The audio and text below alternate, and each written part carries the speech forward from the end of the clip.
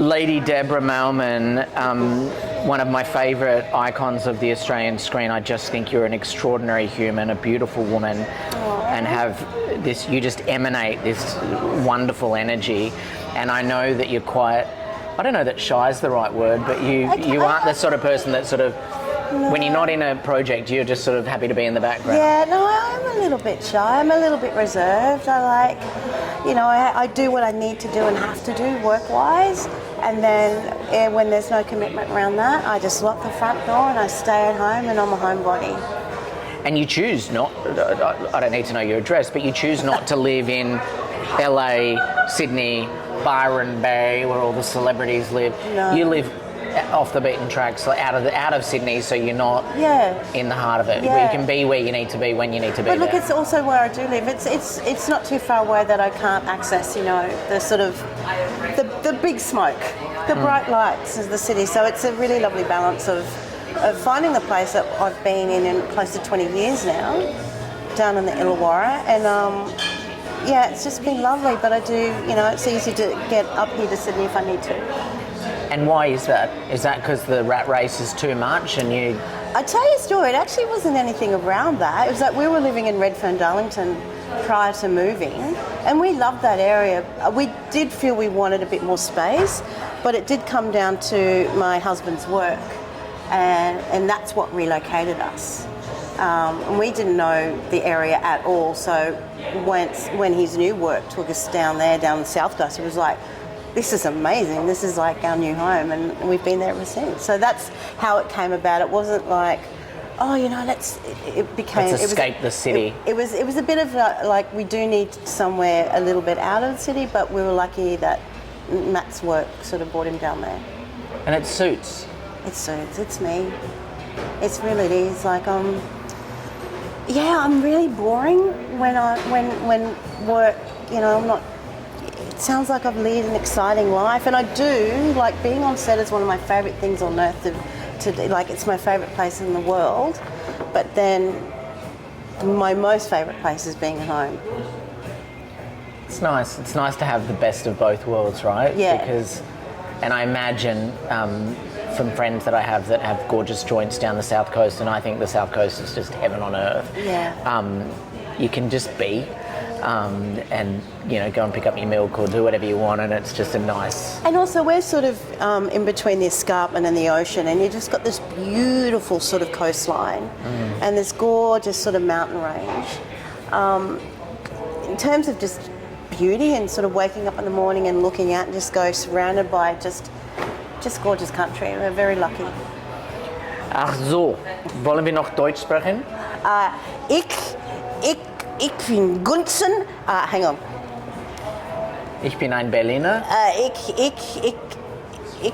will Gunzenfisch mit. Das ist schrecklich. Mit Kopf und Schwanz. Kopf und Schwanz. Schnell. Fleisch. So I would like that. Penis. Oh, so it's meant to say I want the whole fish. I want the whole fish. Den ganzen Fleisch. Fische mit was? Yeah, I want the whole fish, head and tail. Mit Kopf und ich weiß nicht, hinten. Ich weiß nicht. Okay. I speak a little bit of German, and I wanted to say that to you because you've been to the Berlin Film Festival, which is one of the greatest film festivals in the world. It is indeed. Just a few months ago for this extraordinary film that you've just got coming out called WOLFRAM. What's the response been? It was amazing because we were actually in competition, which is a huge deal for an Australian film to be at such a prestigious event. Not too many Australian films have sort of been in competition in Berlin, so it was incredible to be invited. It was awesome for the team. It was just really beautiful for Wok's work to be recognised in that way. It was a very quick trip. We were there for maybe 2 days, if that. Wok probably stayed a bit more and did more press. We were screening at a 1,700-seat theatre. Just, one of those old, magnificent theatres. It was packed. We did press during the day, and then we did the screening in that afternoon. It was just incredible. And that was the first time we all really saw the new cut of it, because we did see a version of it at the Adelaide Film Festival prior to, but this was a sort of a new cut, which was just incredible. So it was one of those things where seeing it really for the first time in that sort of vision and version on the big screen, surrounded by so many people, it was quite overwhelming, but incredible at the same time. I'm thinking out aloud, but well, firstly, Warwick Thornton directed it, and he's just a wonderful human as well, and just makes the most beautiful work. So he's brought together some really special minds to work on this project, which I felt personally was really important to tell now, as much or more than ever. Agreed. Can you just give us a taste of what WOLFRAM is about? So WOLFRAM is a period drama. It's a Western set in 1930s, Northern Territory. So this story is actually a oral story that's been passed down. So it's part of Warwick and the writer David Tranter's story, Wok's great-great-great-grandmother. This is oral history. And what it's about is, at that time, coming out of World War I, wolfram, which is now tungsten, known as tungsten, was as valuable as gold. So there was quite a sort of frenzy into that sort of area to sort of start mining all this sort of, wolfram. There was value in it, and so we had a lot of, there were a lot of miners that coming into the area, and because of that, they needed labour, and that's where our Aboriginal kids come in. So they were taken from that and sort of forced down to these sort of tiny little holes to mine for wolfram. So that's the sort of historical context to it. The story actually is about a mother searching for her children. So I play the role of Pansy, and my kids have been taken away from me, and I'm on the road with a Chinese man who's sort of actually taken care of me, because Pansy's character's gone through a couple of horrific, sort of awful events. She's lost a kid, she's sort of been passed around like a rag doll from one person to the next, to another man to another man. She's finally found someone who's actually taking care of her. And so this is about her finding her children. For me, I found that quite emotional for many reasons. I don't know how to ask this, I'm just going to say, but given the modern history of Australia in the last few years, I don't often wear my politics on my sleeve, but I can say it, is that I'm ashamed of what we did in the last couple of years. So I'm very pleased to see that we're continuing to tell stories that matter. I have no right to put myself in this conversation, so I say that knowing I have no lived experience. But as an Australian, as a proud Australian, because I think you can be nuanced into this conversation and be proud to be Australian, but also be ashamed of some very deep, dark history of moments of ours. Yeah, but also this isn't new to us as blackfellas. When you take the bigger picture into play, it's just one more thing that we have to, bounce against and go, okay, that happened. We just keep going, and that's sort of what we've always done. But this movie is, right now, it's important. It really is. Do you feel that as an artist, as a creative? I absolutely do, because it is, like you were saying, there are some really there is some goodwill out there, despite, this rise in people having a hall pass bigotry and racism. But there are some great people out there who generally are with us, and we're all in this together. Everyone has a story, so we just hope that when people come to see this film, that that there's a sense of pride in it as well.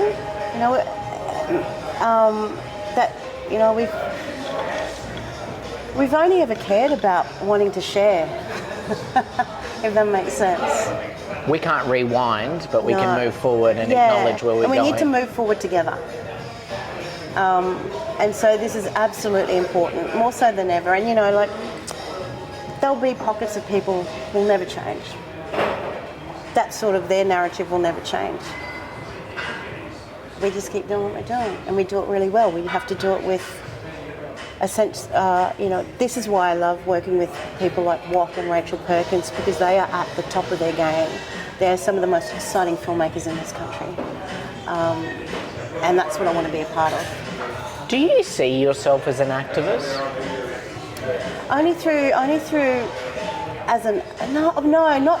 I would say quiet activism. I was Yes, thinking, I think so.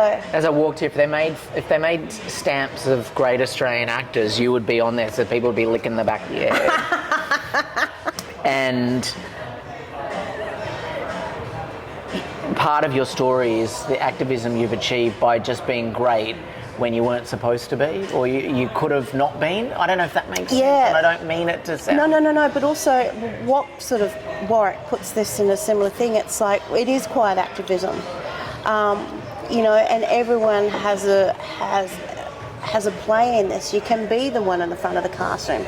You have our really strong advocates and leaders out there, and then you have everyone in between. And me and Wack and all us filmmakers, we are political. Like, we're born into politics.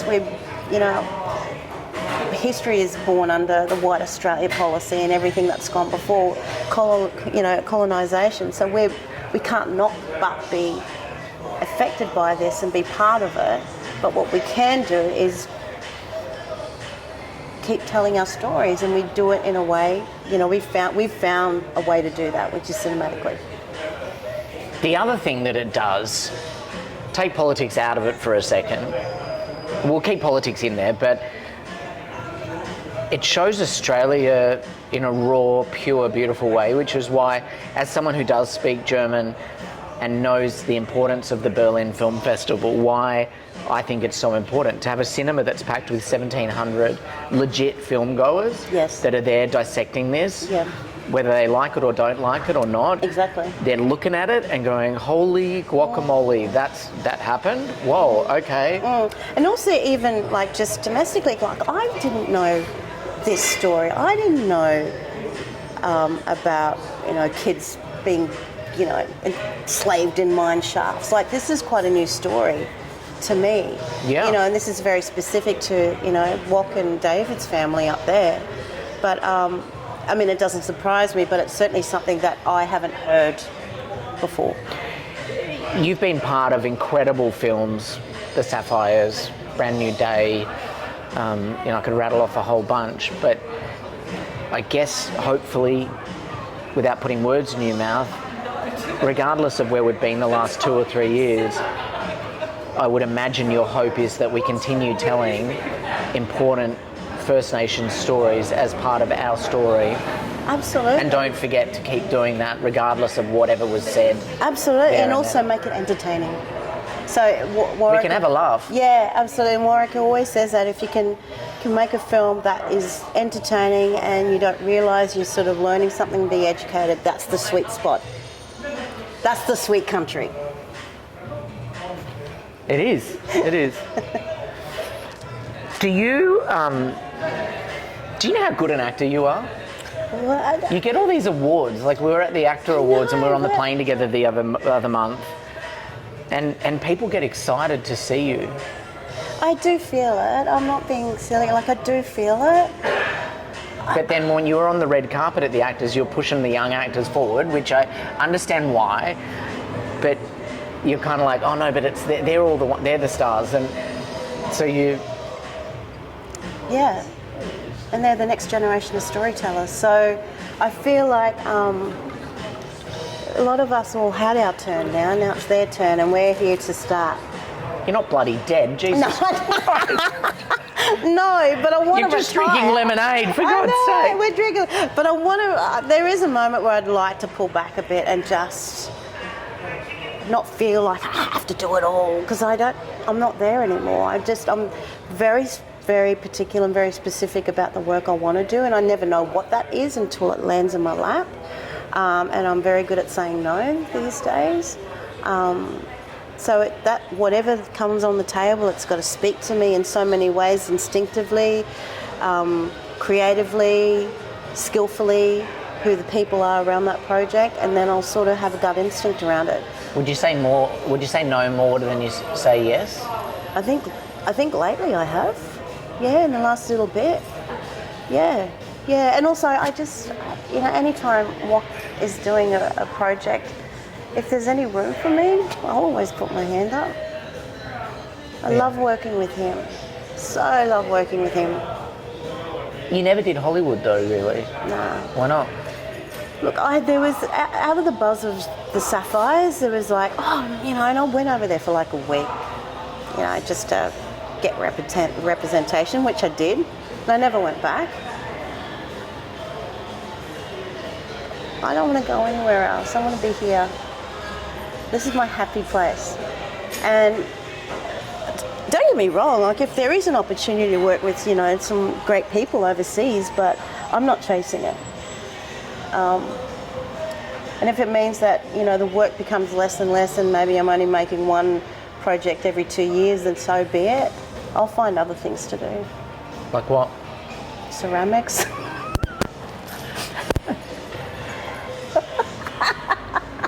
I'm not kidding. I wanna. Can you make me a bowl, please? Not yet, but I will. Give me some time. Do a TAFE course then. Yeah. You've been you haven't done Hollywood. But also I've been 30 plus years now, and I think sometimes it's just, and it's so hard to say I'm going to have a break because you never know how long that break is going to be. And as an actor, you're like... Yeah. So it's always been tricky where I genuinely feel like I would just like to just not think about things for a good year. And there's always that fear of like, well, that year might turn into 5, might turn into 10. Is this the first time you've felt this sort of level of that? No, I've always come at a crossroads every now and then. It's like, do I want to keep going? What else can I do? And then something will come along like, okay, yeah, I'll do this for a little bit. I'll work with Warwick Norton. I'll work with Rachel Perkins. Yeah, okay. You have been a part of these huge milestone moments of Australian TV and film. Can we just reflect on Offspring and Secret Life of Us for a second? Yes, absolutely, please. Offspring as a beautiful piece of work for you. Yeah, well, let's go to Secret Life of Us, which was actually my very first. That's where I really got my on-camera training. So prior to that, that made you like. Yeah, made all of you were just like all of us superstars. Prior to that, I hadn't really had much experience in front of the camera because I came from a performing arts background. I think I did Radiance, bits and pieces here, nothing major. And then Secret Life of Us came along, and it's like, oh wow. First of all, it's like, gee, what? I get to work for 6 months of the year because we're talking 22 episodes a season. That happened back then. Knew that Claudia Carvin was being signed up, so I'm like, oh my God, I'm going to work with Claudia Carvin. Moved to Melbourne while I was here in Sydney. It was just the most incredible time. We all just clicked so well. It gave me that training, that discipline on camera training that I will always be grateful for. And then, 4 years of just working with the likes of Jolie Edgerton and everyone else on that team was just absolutely beautiful. I just have so much fondness and gratefulness for that experience. It was a time before social media, so you guys, absolutely. I bet you had some wild parties. We might have. We might have. But there's no one can find the proof. No one can find the proof. So. And it's interesting because it was last year, I think it was 25-year anniversary, so we all sort of, there was me, Claudia and Joel. Spencer McLaren, who played... Gorgeous, I love Yeah, so he organised a sort of a podcast in celebration of 25 years, so it was just beautiful and surreal. It was me, Sammy and Sammy J and Claude, just all sort of reminiscing. It was really fantastic. But that job... Did you take anything as a memento that you have today? From that or Offspring? Yeah, I'm trying to think. I do have a Secret Life of Us merchandise cup. Like just a ceramic cup that has Secret Life of Us on it. I think that's all I've got. Nothing from Offspring. I've got the Radiance tin from Radiance. Yeah, no, I'm silly like that. I wish I've sort of been more attentive and looked at things that I could have taken from each project. Just a little... Yeah, but I do have a Secret Life of Us cup. Which is better than a poke in the eye with a stick, because they would be rare collector's items now. What's your hopes for WOLFRAM? That people get to embrace it as a national story, as our story, a collective story. I hope we gross the box office. Let's be real. I'd love for an Aboriginal film, for a First Nations film, to do really, really well at the box office. That would be phenomenal. Show people that this is part of our story as a nation. That I would love. And just also to recognise that we've got some amazing filmmakers in this country. Warwick Thornton is an incredible filmmaker. He's one of the few director cinematographers in this country. Yeah. Not incredible is a complete understatement. It's such an understatement. He's such a master, such a visionary. Yeah. And, and again, like you're saying, whether you love it, hate it, if you're indifferent, there's also the filmmaking part to it that you can't deny is actually quite beautiful. And so next, have you got anything coming out next? No, nothing immediately. I actually don't have anything lined up, so maybe it'll change halfway through the year, but I'm actually quite happy, I don't know, looking through tape courses, see what I can... Really? No. But you're not nervous about that? No, I'm not nervous. It's always been famine or feast. This industry has always been that. I've just been used to it. I wouldn't know how to operate any other way. Right. Like, I know that it's quiet now, and it's not just me. I think there's a few of us that works a little bit quiet. That'll change at some stage. But no, it's never... I don't know it any other way. Well... Which would be so... that's why I would never want my sons to sort of... If they ever decided they'd get an interest in acting, it's like, please don't. No. I've never discouraged or encouraged them. It's just not on their radar. It's just a hard gig. You're just mum to them, I can imagine. Yeah, but it is a hard gig, and I just hope, the young mob coming through, that they find their way somehow, because it's such a personal journey. Well, you know what I'm going to tell you? With my wise old words of a couple of years around the same age as you, stories will continue to be told. Exactly right. I don't care how they're told. That's so true. But they will be told.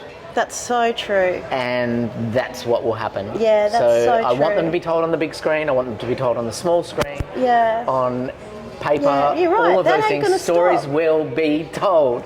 That's so true. Buy a newspaper, read a news story online. You're going to consume content, so keep doing it. Yeah. That's a good way of putting it. Some wise words from someone. Oh, yeah, that's some wise words there. Yeah, well. Yeah, no, that is so true. Can I ask a favour? Yeah, absolutely. May I have consent to give you a hug? Bob, you don't have to. Oh, no. I just love you. I just think you're amazing. Thank you. I really do respect you, and I think Thank you so it's a much. beautiful film. It really is, hey.